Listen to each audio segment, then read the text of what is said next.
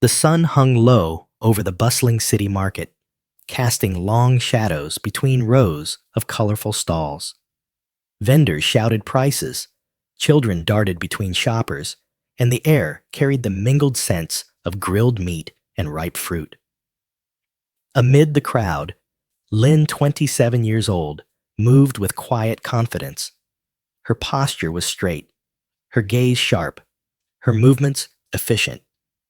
She had left the military 6 months ago, but the discipline still clung to her like a second skin. She had come here for something simple, a few groceries for dinner, but the crowd seemed different today. There was an energy in the air, a restlessness she couldn't quite place. That's when she noticed them, a group of 4 men in their 20s leaning against a wall near the food stalls. Their eyes followed her, their smirks growing wider with every step she took. At first, she ignored them. Men like that fed off reactions, and Lynn wasn't about to give them one. But as she passed one of them, tall, wiry, with a shaved head, stepped directly into her path. "Where you off to?" "In such a hurry, soldier girl," he drawled, his voice dripping mockery. She didn't answer, simply shifted to go around him. Another one blocked her way. The crowd slowed, curious, sensing trouble. "Don't be shy," the second man said, grinning as his friends chuckled. "We just want to talk." She saw the trap before it sprung. The man behind her moved closer, his presence heavy. Her instincts screamed at her to act, but before she could, a sudden sharp tug ripped through the air. In one swift motion, the first man had grabbed her shirt collar and yanked hard. The fabric tore open across her chest, exposing the sports bra beneath. Gasps rippled through the crowd. Phones came up. Laughter rang out from the bullies. Lynn froze for half a second, not from fear, but from the shock of just how bold they had been. Heat flared in her chest. Her breathing slowed, her heartbeat steadying in that familiar way it used to before a mission. The tall one waved the torn scrap of fabric like a trophy. "What's wrong?" "Cat got your tongue." Lynn's eyes locked on his. Her voice came out low, measured. "You just made the worst mistake of your life." The bullies laughed again, but a few people in the crowd shifted uncomfortably. There was something in her tone, a steel edge that didn't belong to someone helpless. Lynn reached up, tore away the dangling threads of her ruined shirt, without a trace of shame, and tossed them aside. She took one step forward, then another. The men's grins faltered just slightly. They weren't used to prey walking toward them. She could already feel the energy in her muscles coiling, the weight of her training pressing forward like a tide. The crowd didn't know it yet, but the moment of humiliation had just ended, and the hunt was about to begin. Her gaze swept over them, memorizing their positions, noting the slight shift in their stances. She could see their confidence, but also the cracks forming in it. And as she rolled her shoulders back, she made herself a silent promise. Before the sun dipped lower, they would learn exactly what kind of woman they had just challenged. The market's chatter had thinned to an uneasy murmur. Some people backed away toward the edges of the stalls, instinctively clearing space. Others leaned in, sensing that whatever was about to happen would be worth remembering. Lynn stood motionless for a heartbeat longer, letting the tension coil tighter. Her breathing was steady, eyes locked on the one who had torn her shirt. He shifted his weight from one foot to the other, trying to mask the flicker of doubt in his eyes. His friends chuckled behind him, mistaking her stillness for hesitation. But Lynn wasn't hesitating. She was calculating. The first rule in close quarters combat: assess. 4 men. 2 in front, 2 behind. One tall and wiry, probably fast, but overconfident. Another, with a thick build, arms folded to show off bulk. The 2 in the back were smaller, but the quick darting movements of their eyes suggested they'd be opportunists, ready to strike if she focused on someone else. The thick-built one barked out a laugh. "What's the matter, army girl? Scared now?" She didn't answer. Instead, she let a faint smile touch her lips, something so subtle it made the big man's smirk falter. She'd seen this before in the barracks in the field. That moment when a predator realizes its prey might have fangs. The wiry one took a step closer, brandishing the torn piece of her shirt like a flag. "Bet you don't fight so well without your uniform." That was when Lynn moved not to strike, but to step to the side, putting herself just slightly out of his direct line. Her body was angled now, one shoulder forward, weight balanced on the balls of her feet. The trained stance was instinctive, and though most in the crowd wouldn't recognize it, the shift in her energy was palpable. "You think I'm going to run?" she asked softly. The question wasn't a real one. It was a test, a lure. The smaller man behind her snorted. "Better run before we..." Her head turned just enough for her gaze to cut over her shoulder, sharp and cold. It was enough to make him stop mid-sentence. He swallowed his bravado, faltering in front of that piercing calm. Around them, the crowd's energy was changing. Phones were still up, but the smirks on some faces were giving way to widened eyes. Whispers darted between onlookers like sparks on dry grass. The wiry man tried again to reassert dominance, shoving the scrap of fabric toward her face.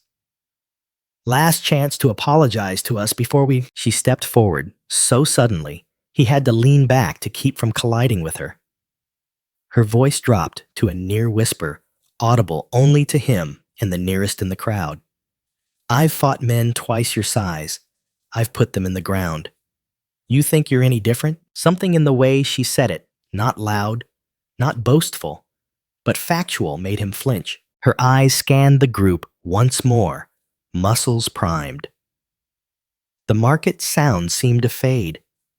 The world, narrowing to the four men and the space between them. The moment was coming, inevitable now, when someone would make the first aggressive move. Lynn didn't mind letting them believe it would be theirs. She was already planning exactly how to break them down, one by one, until nothing was left but the fear they'd carry for the rest of their lives. And when she finally shifted her weight forward, it wasn't to escape, it was to strike.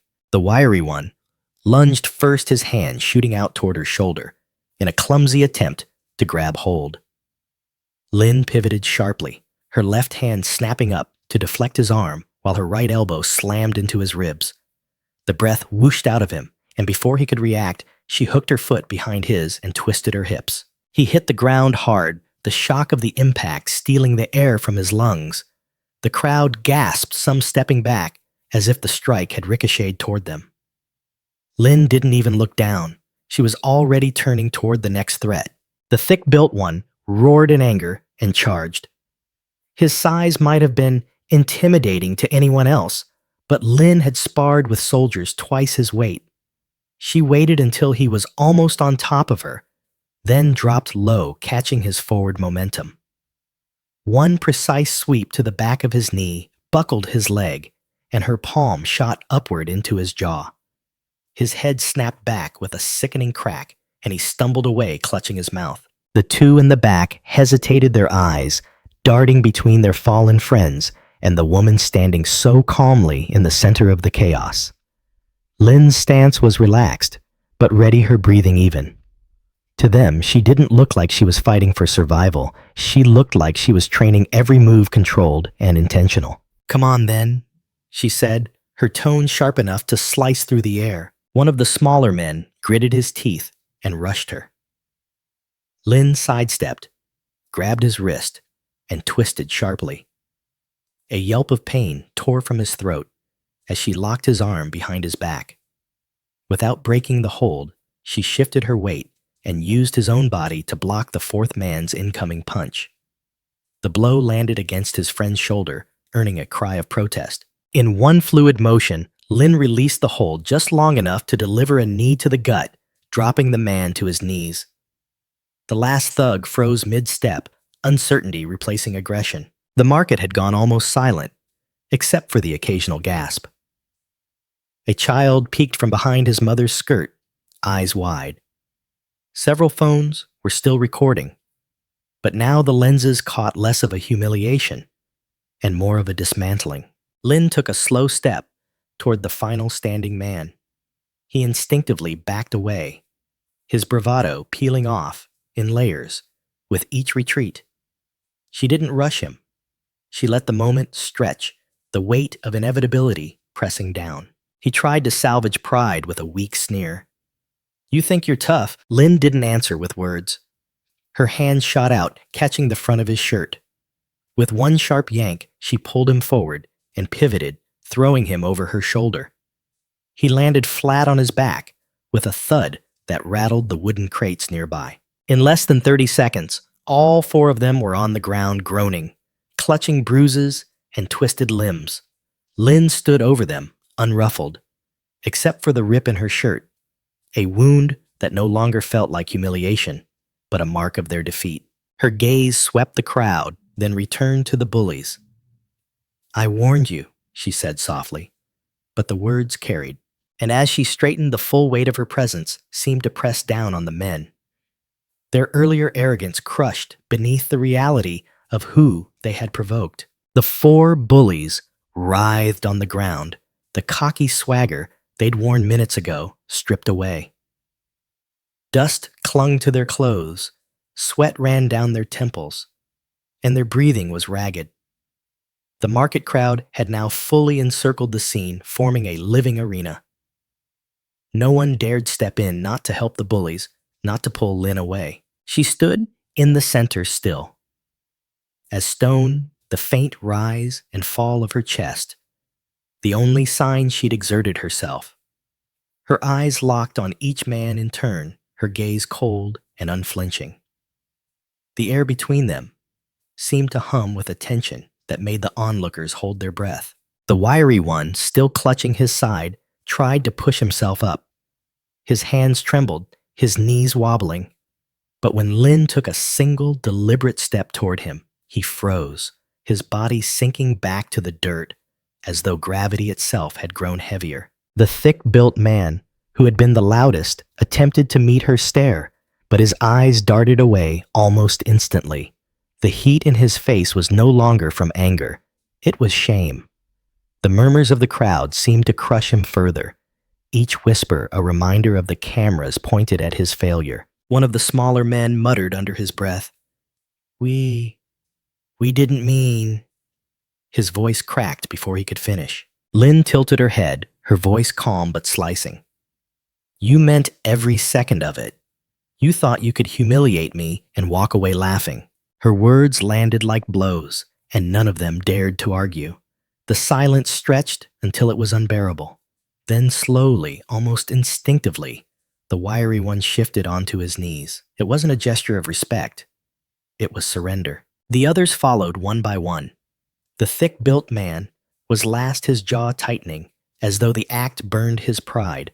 But eventually, he too knelt head bowed. 4 men moments ago, predators now reduced to a pathetic tableau of submission in front of dozens of strangers. The crowd murmured louder now. Phones recording every angle. Somewhere, a vendor muttered, "Serves them right." Lin didn't bask in the victory. This wasn't triumph. It was justice. She stepped closer, standing over them, so that her shadow fell across their bent heads. "You thought strength was about size, about numbers," she said. "But real strength is control. And you have none." Her tone wasn't shouted, but every person present could hear her. The bully's shoulders hunched lower under the weight of it. One of them whispered, "Please, just let us go." She leaned forward slightly, her voice dropping to a deadly softness. "You'll go when I'm done making sure everyone here knows exactly what happens to cowards who prey on the wrong person." A ripple ran through the crowd, half admiration, half awe. The bullies' heads sank even lower, their knees pressing into the dirt. Lin straightened again, her stance regal, as though she were a commander surveying defeated enemies on a battlefield. And in a way she was. The power in that moment didn't come from the punches or the throws. It came from the undeniable truth.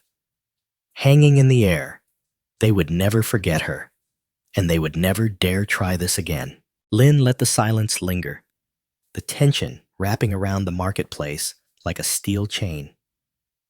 The only sounds were the ragged breaths of the four bullies still on their knees and the faint buzz of phone cameras capturing every second. She took a slow step forward, her boots crunching against the gravel, and the men flinched as though each footfall was a warning shot. "You thought this would be a game," she said, her voice low but cutting through the air. "But the game is over, and you lost." The thick-built one kept his eyes on the ground, his jaw clenched. The wiry one's hands were shaking so badly that his knuckles tapped against his knees. The two smaller ones avoided her gaze entirely, their earlier smirks replaced by expressions of naked fear. Lynn moved closer, crouching down so she was at their level. "Here's what you're going to remember," she continued, her voice steady. "You don't get to take from someone's dignity. Not mine, not anyone's. You cross that line and someone will put you back in your place. I just happened to be the one today." Her words weren't shouted, but they carried the weight of a final verdict. The men nodded quickly, almost tripping over themselves to agree. She rose to her full height again, turning to the gathered crowd. "And for all of you watching, don't stand by. Don't record and laugh. Step in. Make it stop. Don't wait for someone else to do it." Her eyes scanned their faces, and a few people shifted uncomfortably, realizing they'd been among those holding up phones instead of helping. Lynn took one last look at the four men. "Go," she ordered. They scrambled to their feet, stumbling as they rushed away, their pride in tatters. The crowd parted to let them pass, whispers following them out of the marketplace. When they were gone, the space felt lighter. Vendors began calling out prices again. Customers drifted back to the stalls, but the air was still charged with what had just happened. People looked at Lynn differently now. Not as a woman who had been humiliated, but as a force they wouldn't soon forget. She adjusted the remains of her torn shirt, lifted her bag of groceries, and walked toward the market exit without another word. Heads turned as she passed, some nodding. In respect, others simply staring. She didn't need their praise. What mattered was that the lesson had been taught, and it would spread through whispers, through video clips, through the memory of seeing four bullies on their knees. The sun was sinking low now, its golden light glinting off the edges of her hair. She didn't look back. She never did. The marketplace incident was more than a personal victory for Lynn. It was a reminder of a universal truth. Respect is not given freely. It is earned and demanded. Bullies thrive on silence and inaction, feeding off the assumption that their targets are powerless. But power is not always in size or numbers. It is in the courage to stand your ground, and in the control to strike with precision when the moment demands it. For those who watched that day, the lesson was twofold. Never underestimate the quiet strength of someone who has faced real battles, and never be a passive witness to injustice. Courage is contagious, and it grows in the spaces where people decide enough is enough. Strength in its truest form doesn't humiliate, it protects. And sometimes the most powerful thing you can do is stand up, not just for yourself, but for anyone who cannot.